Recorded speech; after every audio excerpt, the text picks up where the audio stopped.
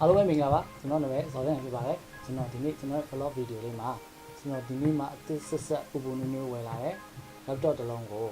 unboxing လုပ်မှာဖြစ်ပါတယ်အဲ့တော့ကျွန်တော်ပို့စားလိုက်အများကြီးပြောတော့အဓိက topic ကိုသွားလိုက်ကြမယ်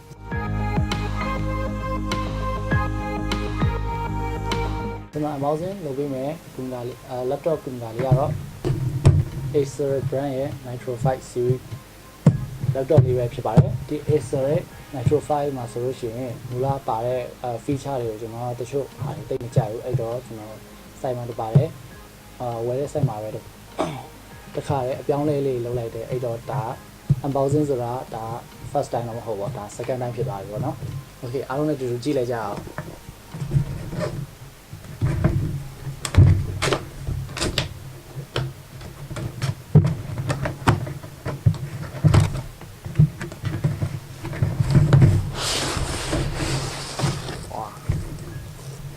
ကျွန်တော်နဲ့အတူရှိတော့မယ်ကျွန်တော်ဒီလိုပြောရအောင်နော်โอเคဒီမှာပါတာဒါ user menu ရယ်ဒါကောဒါမလို့အောက်ဘယ်တော့မှအသုံးဝင်တဲ့ဟာဒီပူထဲမှာဆိုရင် power adapter power supply အတွက် power adapter ပါမယ်ဒီ Nitro 5ကိုဝယ်ပြီးဆိုလို့ရှိရင်သူကပေးသူရပါတဲ့အရာတွေကကျွန်တော်ပြန်ဒီအိတ်လေးတစ်လုံးဒီအိတ်လေးတစ်လုံးမှာတို့ပါတာပေါ့နော်။တော့ဟို level 8မျိုးစားမဟုတ်ရင်ဒါပြုတ်ဖို့အိတ်မျိုးစားကောင်းတဲ့ချိန်မှာပါပါတယ်။ပြီးတော့နောက်တစ်ခုက Acer Z mouse တစ်လုံး wireless မဟုတ်ပေါ့။ဂျိုးနဲ့ mouse တစ်လုံးပါပါတယ်။ Okay ဒီကြမြင်သားပြီးသွားလိုက်ရအောင်။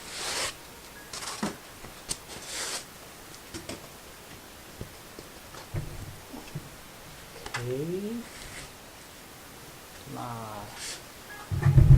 okay ဒါ Acer Nitro 5မျိုးစုံအပြင်ကphysical မြင်ရတဲ့အပိုင်းနဲ့ကျွန်တော်မြင်ဆက်ပေးပါမယ်ဒီပေါ်ကနေပထမဆုံးမြင်ရတာတော့ဒီမှာ Acer ဆိုတဲ့ logo နဲ့သူ့ရဲ့မြင်တဲ့ပြင်အသားကြတော့ plastic fiber သဘောမျိုးအသားမျိုးပေါ့နော် aluminum မျိုးတော့မဟုတ်ဘူးသူ့ရဲ့ design ကြတော့ဖြာရှက်ထားတဲ့ design မျိုးလေးမျိုးလေးမဆိုပြီးတော့ဒီကနေအပေါ်မြင်တဲ့ brand ဒီအပေါ်နားမှာ Nitro ဆိုတဲ့သူ့ရဲ့ brand ရေးထားတဲ့အနီရောင် design လေးတစ်ခုပါမယ်ဒါအပေါ်ကနေမြင်ရတဲ့အပိုင်းပေါ့နော်ပြီးတော့နောက်ကနေမြင်ရတဲ့အပိုင်းဟော design တော်တော်လိုက်တယ်မဆိုဒါကဘာနဲ့တူလဲဆိုဟိုပြိုင်ကားတွေကိုအရှိကနေမြင်ရတဲ့ design မျိုးတွေလိုက်မယ်အဲ့ဒါဆိုသဘောကျတယ်ပြီးတော့ငါဘက်မှာဆိုလို့ရှိရင်သူ့ရဲ့ပါတဲ့ port တွေက supply အတွက် port ပါမယ် USB 2.0 လောက်တော့မသိဘူး port နှစ်ခုပါမယ်ပြီးတော့ number jack ထည့်အပေါက်ပါမယ်သူရဲ့နောက်ဆက်တစ်ခါမှကြတော့ဒါ network cable အတွက်တစ်ခုပြီးတော့ဒီမှာ USB အပေါက်ကိုတော့ type C ပါလေ type C အပေါက်တစ်ပေါက်ပါမယ် HDMI တစ်ပေါက်ပါမယ်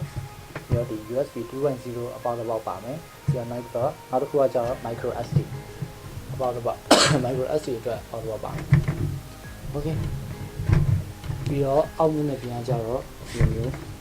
ဒီမှာဆိုလို့ရှိရင် processor အတွက်ပန်ကာပေါ့လေ processor ပန်ကာနှလုံးဒီကနေပြီးတော့ထုတ်ပြီးဖောက်ပြီးမြင်ရမယ်ပြီးတော့ဒီကကြတော့ RAM အပြောင်းလဲထည့်ခြင်းလို့ဆိုရင် RAM ပေါ့ဒီမှာကြတော့ graphic card okay ကျွန်တော်ပြင်ကြည့်လိုက်အောင်လေးချိန်အားဖြင့်ဆိုရင်နှစ်ကျော်လောက်ရှိမှထင်တယ်။အဲဒီနှစ်ကျော်လောက်လေးချိန်တစ်ခုရှိရတဲ့အတွက်ဒါသူ့ရဲ့အားသာချက်ကလက်တစ်ဖက်ထဲနဲ့ဖွင့်လို့ရတဲ့ပုံမှာပါလာပါတော့။တကယ်အရင်ပေါ်သွားခြင်းတချို့လက်တစ်ဖက်ထဲမှာဖွင့်လို့ရတယ်။ဒီမှာတမိုးနဲ့ဒီမှာ gaming laptop မျိုးစားဖြစ်တဲ့အတွက်ဒီ WASD cloud ကိုပို့ပြီးအယောင်လေးတောက်နေအောင်လုပ်ပေးထားတယ်။ဟိုဒီဇာတ်ချက်သုံးနေလူတွေပါလို့ရှိရင်ဗီဒီယိုကင်မရာပါပြီးသားဖြစ်ပါတယ်ဒီဘုတ်ပိုင်းကိုတွားကြည့်လိုက်အောင်ဒီဘုတ်ပိုင်းမှာဆိုလို့ရှိရင်သူကဒီဘုတ်ပိုင်းကဟိုတော်တော်တက်နေတော်လာပါတယ်နောက်တစ်ခုကကျွန်တော်အားနည်းချက်တစ်ခုအနေနဲ့မြင်တာကြတော့ဒီမှာ shift ခလုတ်ညာဘက်က shift ခလုတ်ကိုသူကဒီအပေါ်ညာလေးနဲ့သူကတွဲထားတယ်အဲ့တော့ဘာဖြစ်လို့လဲမသိဘူးဒီညာလေးကိုသူကအဲ့ဒီဆိုင်အဲ့လိုလုပ်ထားတယ်အဲ့ဒါကျွန်တော်တိတ်မကြိုက်ဘူးမတော်စားနှိမ့်ဒီအပေါ်ညာနဲ့မှာပြီးတော့နှိမ့်တက်တယ်သူ့ရဲ့ feature ဘက်ကိုကျွန်တော်တို့သွားလိုက်ကြအောင်ဒီ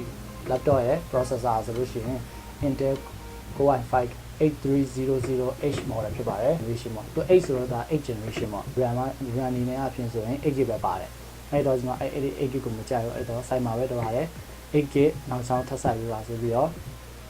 16GB ပေါ့ဒါ 64bit Windows 10 64bit operating system ကျွန်တော်တို့ hard disk ပိုင်းအောင်သွားလိုက်အောင် hard disk မှာသူ့ရဲ့ hard disk ကကြတော့ SSD 125GB ပေါ့လေ SSD 125GB ပုံမှန်ပါတယ်အဲ့ဒါကိုကျွန်တော်မကြိုက်ဘူး SSD ကို 240 SSD ပြောင်းလို့ပါဆိုပြီးတော့ပြောင်းလိုက်တယ်နောက်တဲ့ hard disk တစ်လုံးကကြတော့ 1TB ပေါ့ SSD ကတော့ကျွန်တော် graphic ပိုင်း gamer တွေအတွက်လုံးဝအဓိကကြတာတော့လုံးဝ graphic ပိုင်းပေါ့လေဒီထဲမှာစိုက်ထားတဲ့ graphic ကမဆိုးဘူးခင်ဗျNvidia GeForce GTX 1050 Ti ပေါ့လေ Ti ရိုး1050မဟုတ်ဘဲနဲ့ Ti ပါသေးတယ်ခင်ဗျအဲ့တော့ gamer တယောက်အတွက်gamer တွေအတွက်ဒါ graphic ကဆိုလို့ရှိရင်လုံးဝလုံလောက်တဲ့ထဲမှာပါနေပြီဖြစ်တဲ့အတွက်ဂိမ်းဆော့ရတာအဆင်ပြေချုံးမိမယ်လို့ကျွန်တော်မြင်ပါတယ်ခင်ဗျသူ့ရဲ့ feature တွေကိုကျွန်တော်ပြောပြပြီးပြီဆိုတော့သူ့ရဲ့၄ချိန်ပိုင်းကျွန်တော်တို့သွားလိုက်ရအောင်ပြီးတော့ကျွန်တော်ဒီလိုမျိုးချိန်နေတော့ဒီလိုထဲမှာသူ့ရဲ့ load ထဲမှာသူ့ရဲ့ laptop ထဲမှာပြောသူ့ရဲ့ adapter ကိုဆက်လိုက်တော့ဒီမှာပါ mouse ဒါဆိုလို့ရှိရင်ရှူသွားတယ်ဒီလေးသွားလို့ရတယ်အားလေးဖြစ်ပါတယ်လက်ဖြစ်တော့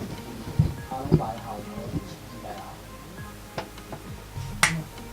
အားလုံးပဲ3.6ဆိုတော့လုံးဝသူ့ရဲ့ adapter mouse တော့သူ့ရဲ့ laptop 0.6ဆိုတော့ဒါတော့ဟိုအနေထားမှာမစိုးလို့ပြောလို့ရတယ်ခင်ဗျကျွန်တော်ဒီနေ့ဗီဒီယိုလေးကိုဒီမှာပဲအဆုံးသတ်လိုက်ပြပေးဒီမှာကြည့်ရှုပေးပြီးအားလုံးကျေးဇူးတင်ပါတယ်နောက်ထပ်ဗီဒီယိုမှာပြန်တွေ့မယ်နော်အားလုံးပဲ bye bye